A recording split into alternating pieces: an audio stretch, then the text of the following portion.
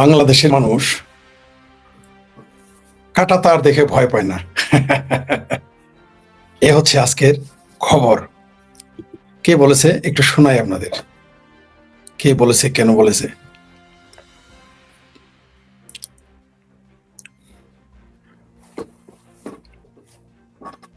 প্রধানমন্ত্রীর পররাষ্ট্র বিষয়ক উপদেষ্টা হুমায়ুন কবির নাকি ঠবির, মানে কি আর বলবো, কই থেকে এসেছে পররাষ্ট্রমন্ত্রী উপদেষ্টা হয়ে গেল বুঝলাম না। যাই হোক, যে যত সামসামি করে ততই। আমরা ডিবিসিতে একটা রিপোর্ট দেখলাম, আর অন্যান্য জাতীয় সকল নিউজ আসছে।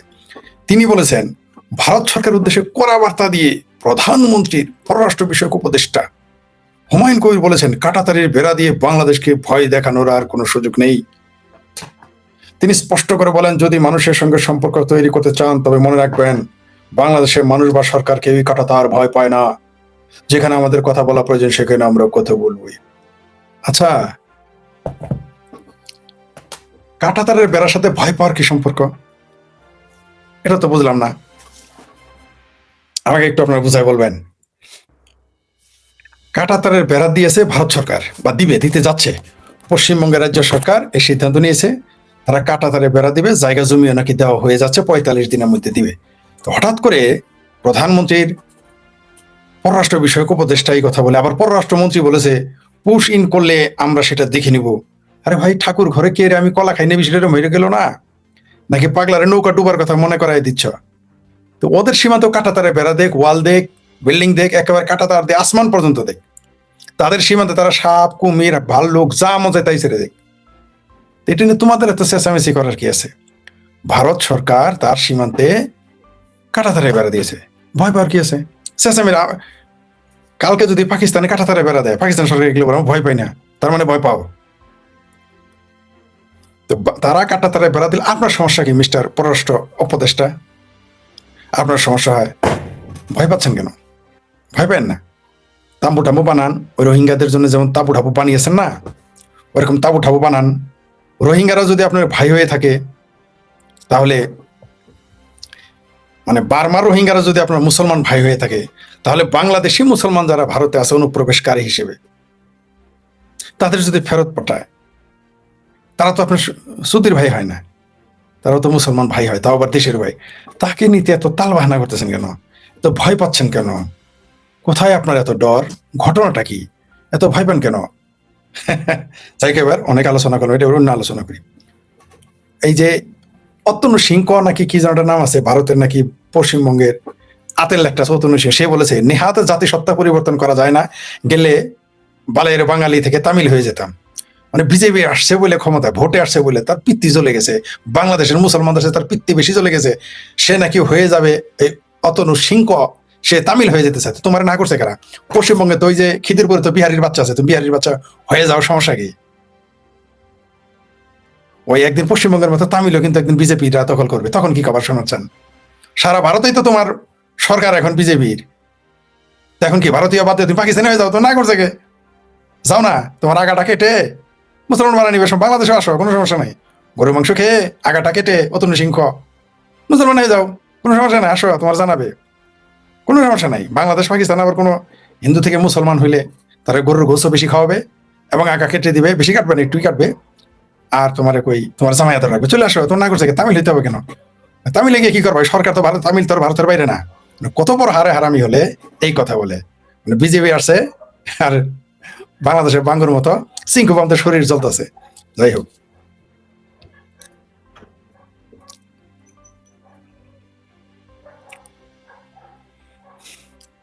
আজকের সবচেয়ে ইন্টারেস্টিং খবর হচ্ছে যে কাইসার হামিদের কন্যা, কি যেন নাম,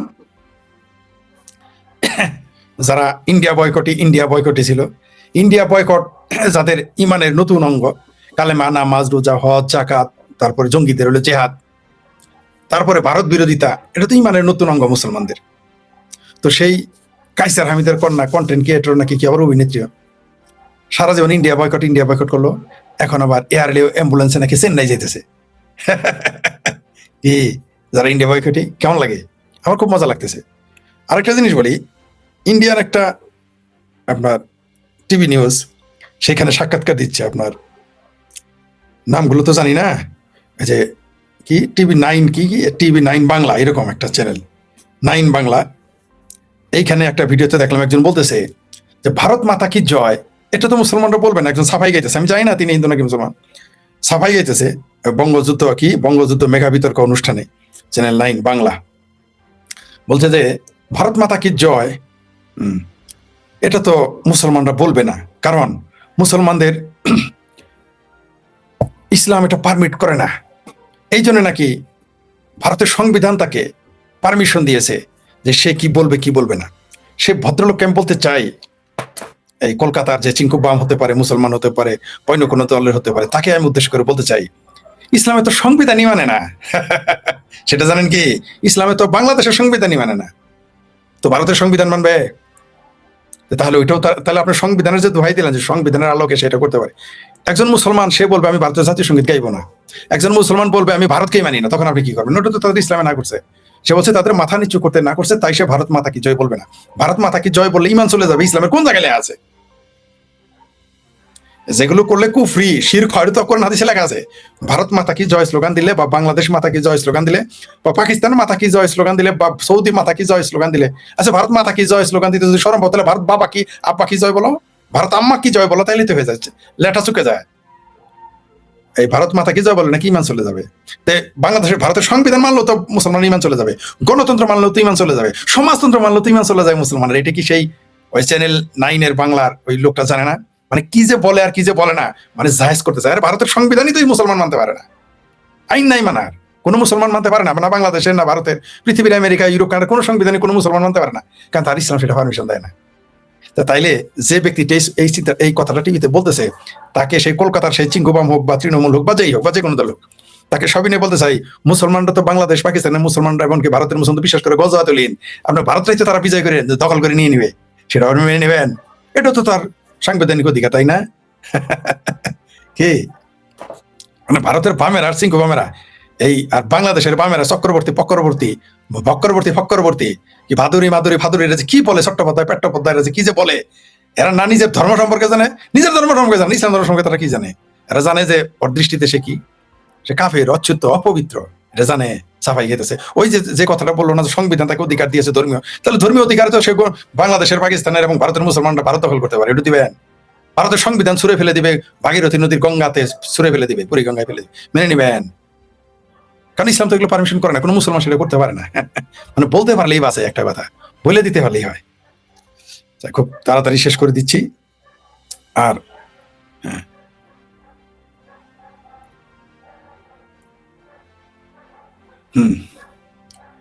আর এক নেতা মানে কত বড় গবেট, 26 লক্ষ ভারতীয় নিয়ে তো কথা আছেই। ওই আসিফ সার বলেছিল, সেই গান গাইতেছে, 26 লক্ষ ভারতীয় বের করে দিতে হবে। ইনকিলাব মঞ্চ বলেছে কালকে, নাকি ডন কিলাব মঞ্চ, যাই হোক, সে 26 লক্ষ বায়বীয় সেই গপ্প 26 জনকে বের করতে দেখলাম না। আবার একজন বিএনপির নেতা না কিসের নেতা জানি না, সে বলতেছে বাংলাদেশে নাকি আওয়ামী লীগের আমলে, বয়স্ক কিন্তু, আবার মোল্লা না, দাঁড়িয়ে টুপি না, ক্লিন শেপ করালো, মাঝে মাঝে আমাদের সমালোচনা করে। সে দেখবো না বিএনপির কেউ হবে বন্য কোনো দলে, বলতেছে আওয়ামী লীগের আমলে নাকি পুলিশের চাকরি নিয়েছিল ভারতীয়রা। কত বড় গবেট হলে এই কথা বলে যে একটা পুলিশের চাকরি নিয়ে। এটা আমি জামাত শিবিরদের নিয়মিত শুনতাম, এমনকি বিএনপির লোকদের মুখেও শুনতাম, যখন আওয়ামী লীগ, না ভাই ফরিদ ভাই জানেন না, না চাচা জানেন না, না মামু জানেন না, ভারতীয় লোক এখানে, ভারতীয় পুলিশ চাকরি করে বাংলাদেশের আইডি কার্ড দিয়ে, বাংলাদেশের ভয় জাতীয় পরিচয়পত্র বানায় চাকরি নিয়েছে পুলিশ, আলাপ শুনছেন? আজকে আবার এটা বলতেছে বিএনপির নেতা, বয়স্ক মানুষ, এদের ঘিলু বলতে আল্লাহ, এদের মানে ভারত বিরোধিতা এমন মজ্জাগত, এটা করতেই হবে। মানে কবে না জানি বলে যে আমার বউয়ের বাচ্চা হয় না, তার খালার হাঙ্গা হয় না, তার মায়ের হাঙ্গা হয় না, তার হাসুর হাঙ্গা না, ভারত দেয়। মানে এদের ভারত বিরোধী করতে হবে, কত বড় নির্বোধ। আমার এমন লোক বলতো আওয়ামী লীগের আমলে, সেনাবাহিনী তো নাকি ভারতীয় লোক আছে, ভারত থেকে এসে চাকরি নিচ্ছে সেনাবাহিনীতে, পুলিশের কথা তো বলতোই। বিশেষ করে শিবিরের এই প্রপাগান্ডা বেশি চালাতে এখনো করতেছে, চিন্তা করে দেখেন। কিন্তু শিবির করে না, জামাত করে না, বিএনপির লোক সম্ভবত। ঠিক আছে, লোকটার ছবিটা একটু দেখাই। এই যে লোক এই লোক বলতেছে যে বাংলাদেশে নাকি পুলিশের চাকরি করে ভারতীয়রা, এখনো ওই আওয়ামী লীগের আমলে চাকরি নিয়েছে। চিন্তা করে দেখেন এদের, মানে কি বলবো আর, আমারও সিনিয়র। এই হচ্ছে বাংলাদেশের মানুষ। আপনাকে ভারত বিরোধিতা করতে হবে, আপনি ভারত বিরোধিতা না করলে আপনি ইমানদারি হইতে পারবেন না। এই হচ্ছে বাংলাদেশের অবস্থা। আরেকটা বলে শেষ করি, ওই যে তন্নি তন্নি মল্লিককে বিএনপির নেত্রীকে যারা পিটিয়েছিল তাদের একজন তখন শিবির, এটা নিয়ে না কারো আসমান কেঁপেছে, কারো জমিন কেঁপেছে, আহা আমার ছাত্রীকে পিটাইতেছে, সে তখন শিবির কাজ ছাত্র স্টুডেন্ট লিডার নিকেল গেয়া, তো তারা ধরে না কেন এখন কেন তোমাদের আসমান জমিন কাঁপে না? এখন সেই আসিফ স্যার কোথায়, সেই ম্যাডামের কোথায় যারা বলতো যে ছাত্রলীগ এরকম একটা মেয়ের এইভাবে পিটাইলো, এটার কথা হা ওহু, আমাদের বামপন্থী বন্ধুরা আমাদের অনেক বলছে এই দেখো পরে তুমি ছাত্রলীগের পক্ষে বলা, আমাদের এই যে দেখো পরে দেবে পিটাইলো। এখন তার কোথায়? এই যে তন্নিকে, ছাত্র দল নেত্রী তন্নিকে পিটাইলো, যে এখন শিবির করে, তার ব্যাপারে এখন সেই বামপন্থীরা এখন কোথায় কথা বলে না কেন? সেই চিঙ্কু বাংলা এখন কোথায়? আপনারা কোথায়? বা বিএনপি নেতারা এখন কোথায়? সেই ছাত্র শিবির করে তারা অ্যারেস্ট করে না কেন? তাদের নেত্রীকে তো পিটাইছে। এইরকম সব জায়গায় স্যাপোটাস তারা গোটায়, এরকম ঠাড়া পড়া মিথ্যা কথা তাদের বলতে হবে। এই গুপ্তরা আবার বিভিন্ন স্কুল কলেজ ইউনিভার্সিটিতে বেরোচ্ছে এখন, সাধারণ ছাত্রী বেরোয়, তারা রাজনীতি চায় না। তো তুমি রাজনীতি চাও না, তোমার কি ঘেটিদের রাজনীতি করতে বলছো? তুমি রাজনীতি করো না, তোমার আসতে বলছে কে? তুমি থাকো, যে করবে তার সে রাজনীতি করলে তোমার সমস্যা। এখন বুঝতে পারছেন তো? এই যে তন্নি মল্লিককে যারা পিটিয়েছে, একজন তো শিবির, এবার তাকে ধরেন। এখন না ছাত্রলীগ কথা বলে, না শিবির কথা বলে, না চিঙ্কু বাংলার কথা বলে, ধরা খেয়ে গেছে। আর জিন্দা শহীদের খবর তো আমরা জানি, সেগুলো নিয়ে কথা বলে না। যাই হোক, অনেক আলোচনা করলাম। লাইভ রয়েছে আমার আরপি স্টেশনে। শুভেচ্ছা ফরিদ ভাই, জি ধন্যবাদ। জয় বাংলা, জয় শেখ হাসিনা, জি। চোরাই কারবারি বন্ধ হবার ভয়, হ্যাঁ, সবচেয়ে মজার বিষয়, চোরা কারবারি বন্ধ হবে এবং এটা কাটা তারে বেড়া দিবে, তাও একবারও মুখ দিয়ে বলে না যে কোন বাংলাদেশি নাগরিক তোমরা ভারতীয় সীমান্তে যেও না, একবারও কেন বলে না? বাংলাদেশের সীমানা ক্রস করা তো বেআইনি। আপনি নিজের দেশের সীমানা ক্রস করবেন অবৈধভাবে, বাংলাদেশের যার দেশের আইনেই তো জেল হয়ে যাবে, ফৌজদারি অপরাধ। এই কথাটা বলতেছে না। আবার উল্টা স্বরাষ্ট্রমন্ত্রী, স্বরাষ্ট্র উপদেষ্টা, পররাষ্ট্র উপদেষ্টা, এরা লম্বা কথা বলতেছে। আমি বুঝতে পারি না এদের, মানে এরকম ঠাড়া বড়া মিথ্যা কথা, বদমাইশি, বাটপারি, এরা আবার নেতা। মানে এখানে তো ভারত জুজুর ব হয়, ভারতের বিরোধিতা যা করবেন আপনি সবই খাবে মার্কেটে, সেই জন্য তারা এগুলো বলে। মানে এই দেশের মানুষগুলো বুঝতে পারে না সেই যে ৭১ পরাজয়ের বেদনা এখনো তারা ভুলতে পারতেছে না।